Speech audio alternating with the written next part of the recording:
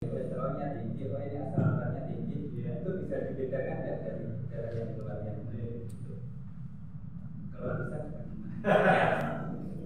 jadi dalam proses al-fasdu kemudian nanti akan keluar warna darah yang berbeda-beda. Sejauh ini di lapangan biasanya ya karena kebiasaan saja, kebiasaan dari terapis, kemudian kebiasaan dari pola makan pasien.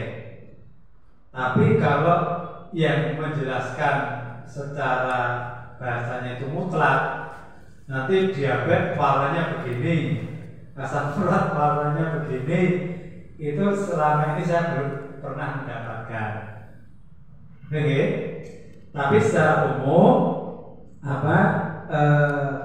darah yang tertahan di dalam tubuh tidak tersirkulasi dengan baik, biasanya nanti akan berwarna lebih ke arah gelap, atau istilahnya itu karena semakin lama darah tidak terproses oleh filter ginjal tertahan di tubuh sehingga darah tadi akan mengendap semakin lama.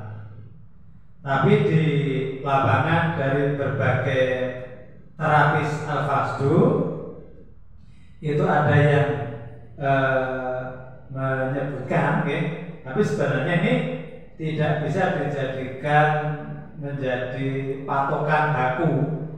Contohnya begini, ada yang mengatakan kalau darah warnanya agak gelap itu kelebihan unsur karbohidrat. Ada yang asam urat tinggi, bahkan ada yang kolesterol seperti itu. Tapi yang saya alami dari berbagai keluhan pasien, orang yang contohnya warna gelap, itu orang yang diabetes, yang belum pernah fasdu, ataupun orang yang sering begadang, atau orang yang suka minum yang es-esan, jus, itu cenderung darahnya gelap. Gitu. Kalau kondisi orang yang sering begadang ataupun orang yang suka minum yang es-es, ini agak masuk akal ketika dikaitkan dengan masalah pembersihan livernya bermasalah, atau darah cenderung di dalam tubuh itu macet, nggak lancar. Itu nyambung. Jadi orang yang sering begadang itu proses alamiah tubuh tentang detoksifikasi kan tidak normal, maka banyak racun-racun yang menumpuk. Begitu juga sebaliknya orang yang sering minum dingin, hari-hari minum es, itu sehingga kolesterolnya cenderung naik, darahnya nyumbat, sehingga kembali lagi darah tidak tersirkulasi di filter di ginjal sehingga warnanya jadi gelap. Kayak gitu. Ini juga saya pernah dapatkan dari teman yang seolah-olah itu ahli tentang menganalisa darah gitu. Tentang al-fasdu ini sebenarnya pro kontra, bukan ranah kita untuk menganalisa darah karena itu hanya visual kan, seperti itu. Setiap orang dan berbeda-beda. Intinya apa? Darah yang keluar ya darah kotor. Nah, tingkat kualitas darah kotor setiap orang itu berbeda-beda. Maka nanti bisa kita gambarkan kualitas air alami suatu daerah juga berbeda-beda, tergantung nanti dari pola makan dan sebagainya. Tapi yang kelihatan dari darah yang keluar, yang paling nama itu kecenderungan kolesterol, Mas. Itu yang paling tingkat keakuratannya tinggi. Kolesterol, trigliserid, gitu.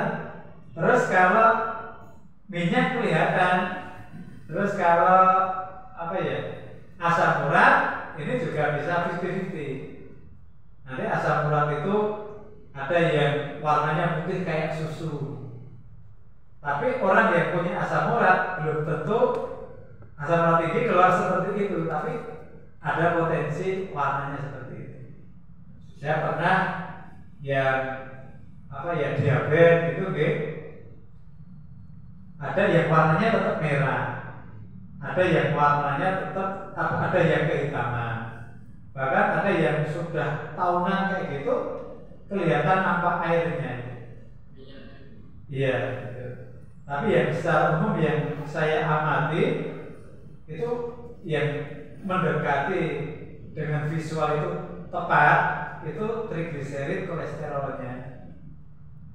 Kalau asam urat biasanya kayak kalau sudah tinggi itu kayak putihnya putih susu. Gitu. Nanti akan nemui kajian itu kalau ketemu orang-orang yang sudah kadar asam urat semuanya tinggi, apalagi yang trigliseridnya tinggi, atau nanti orang yang suka makan daging, hari-hari makan daging, atau ini kalau suka yang kayak kulit ayam, kepala ayam itu ekstrim nanti trigliseridnya itu. Nonton sementara. Tapi bagi saya karena tadi senior trainer apa sendiri pun kadang dia justru tidak menganjurkan kepada menekankan harus mahir menganalisa darah seperti itu, tidak. Bahkan itu bukan ranah kita. Intinya yang lebih dan tidak menakut-nakuti pasien lah bahasanya itu loh. Coba nanti lebih sederhananya mungkin ibu kurang minum kan seperti itu. Atau nanti bisa kita buat data sendiri lah bahasanya kesukaannya ibu seperti apa, terus nanti ketika lihat darahnya akan nampak seperti apa, ibu kesukaannya apa, nanti darah yang muncul seperti apa, kan seperti itu. Tapi yang intinya apa, biar pasien juga tidak jadi ketakutan dan sebagainya kan, tidak perlu bapak ini kolesterol tinggi bahaya, bahwa ini asam uratnya tinggi, bapak ini diabetes, bahkan ada yang ekstrim, ini bibit-bibit kanker muncul ini ya, itu tambah gila lagi ya itu. Jadi benar saya tanya. Mau tanya, ini Pak, kalau perbedaan dari donor dan alfastru itu kan pasti beda, Pak. Iya. Nah, itu perbedaannya apa aja, Pak? Dan kok hampir sama kok vena, tapi kok yang keluar kan darah kotor, Pak. Yang itu kan bisa kalau yang darah kan bisa disumbangkan. Iya. Itu bagaimana? Jadi perbedaan donor darah sama fasdu ini juga terjadi beda pendapat, ya boleh-boleh saja seperti itu. Tapi yang saya pahami titik di vena yang digunakan donor itu sebenarnya titik dari 33 titik alfasdu. Itu titik vena ini ya. Itu titik daripada 33 titik alfasdu. Sama. Kalau pemahaman saya, titik alfasdu yang di vena itu karena di situ kan jalur darah besar, jalur darah yang jarang tersumbat. Kemudian kenapa di situ digunakan untuk donor? Karena di situ venanya lebih besar dan jarum yang digunakan untuk donor juga besar. Gitu. Kemudian aliran di situ dekat dengan jantung, maka donor darah dengan aliran pembuluh deras, kemudian venanya besar, kemudian jarumnya besar, maka kan cepat selesai, jarang yang macet. Tapi kalau yang sering saya praktekkan, saya lebih banyak mengambil titik di punggung tangan dan punggung kaki. Itu adalah titik terbanyak endapan darah kotor. Karena darah kotor itu dia akan mengendap di tempat yang paling rendah hukum gravitasi. Dan yang paling bermasalah di tangan ini adalah di bagian sini. Di area siku ini kan jarang nyumbat. Tapi nyumbatnya di sini. Lah vena itu kan turun ke bawah terus naik. Nah di sini sampai nanti kalau darahnya macet, ya venanya tidak muncul mas. Kemudian apa? Saya menganalisa dengan pemahaman saya sendiri.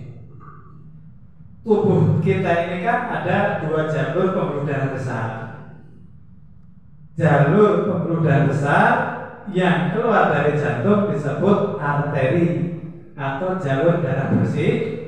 Itu jalur yang banyak oksigen dan nutrisi. Oke?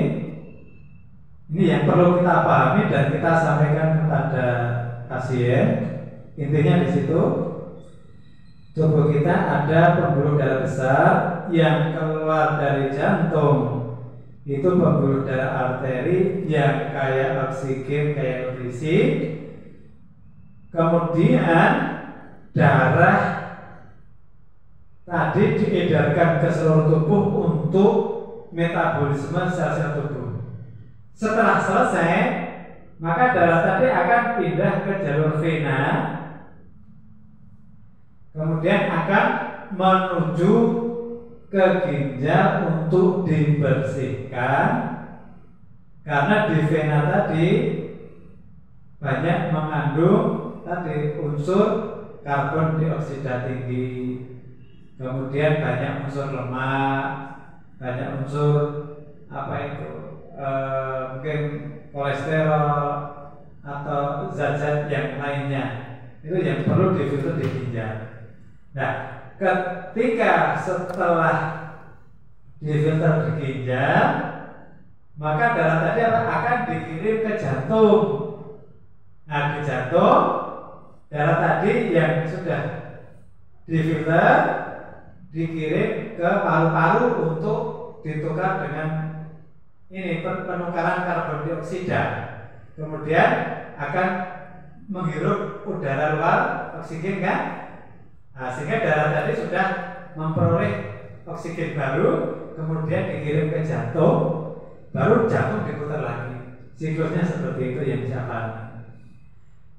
Jadi kalau titik vena itu ya ibaratnya jalur darah kotor, tapi kualitas setiap orang berbeda-beda.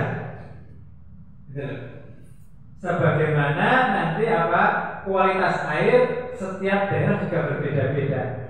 Ada yang bisa langsung diminum, ada yang butuh diproses dulu. Maka yang bisa pahami di vena ini ya, ketika kondisi kandungan darahnya itu layak untuk didonorkan, maka itu kualitasnya menjadi darah yang sehat, darah yang baik, seperti itu.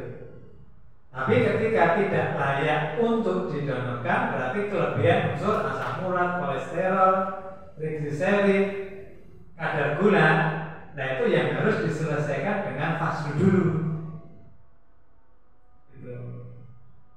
Bisa juga diumpamakan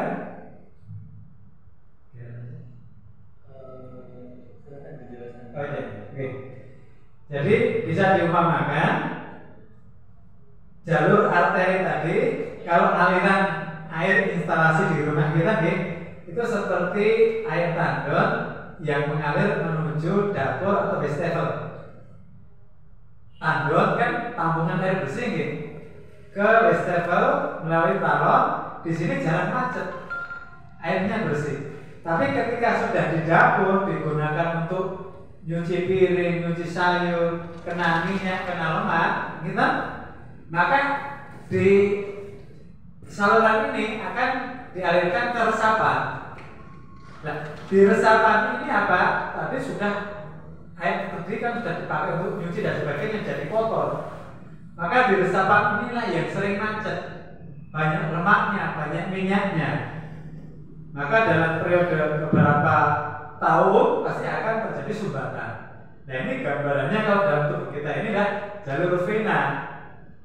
Maka jalur vena ini sering macetnya itu ketika usia manusia itu sudah rata-rata memasuki 40 tahun ke atas.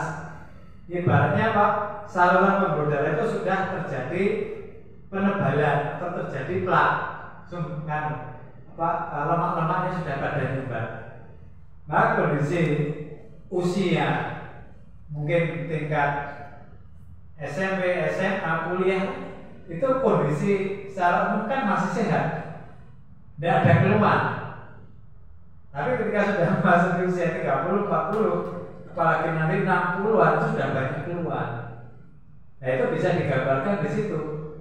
Di jalur vena itu mulai terjadi sumbatan ya ketika sudah orang itu banyak makan minum bertahun-tahun.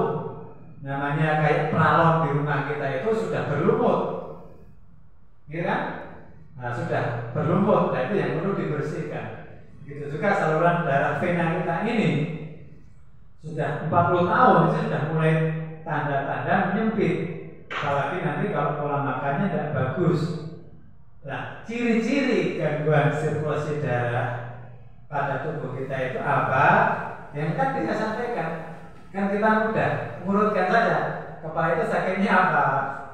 Dan apa yang kita sampaikan rata-rata usia 40 itu kena semua.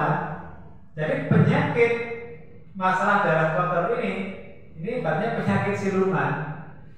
Kalau tidak ditanya, kelihatannya orang itu sehat. Tapi kalau kita tanya pasti, oh mas betul-betul ini, oh mas migrain, oh mas kakinya bakal kayak gitu. Itu jadi masalah sirkulasi darah, darah kental dan sebagainya itu nggak kelihatan dari luar. Tapi kalau nanti kita sudah bicara dengan orang lain, apalagi yang bisa ringnya itu 40 sampai 60 itu nanti sudah sangat baik ya Pak. Nah, maka kan kita mudah untuk membidik mereka, untuk kita terapi itu mudah.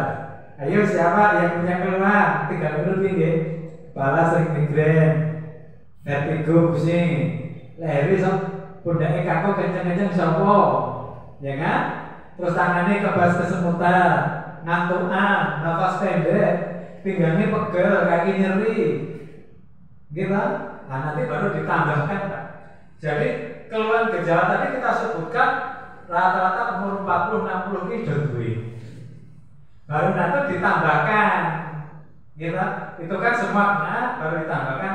Yang punya tensi tinggi siapa? Ini kan lebih khusus. Yang punya diabetes siapa? Gitu. Kemudian yang trigliserid tinggi siapa? Gitu.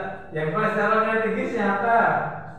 Terus nanti yang gejala jantung siapa, gejala stroke siapa, terus tambah mengenal lagi. Nah, dari gejala stroke, gejala jantung, hipertensi, diabetes, ini sebenarnya sudah kena orien gangguan kepala sampai kaki tadi, Pak. Gitu betul. Nah, sekarang dibalik Pak, ciri-ciri orang tensi tinggi apa, kolesterol itu enggak apa kan gitu. Ciri-ciri kolesterol tinggi sini sering kenceng-kenceng. Padahal tadi saya nyebutin nggak nyebutin tensi tinggi Pak, tapi sudah mengenal. Insya Allah itu Pak. Jadi kalau terapi Al-Fajr ini nanti kita lakukan, kondisi orang yang punya keluhan kayak gitu itu rata-rata spontan. 80% itu bisa dirasakan seketika ketika kadang belum selesai Al-Fajr. Nah, ya nanti dilanjut lagi,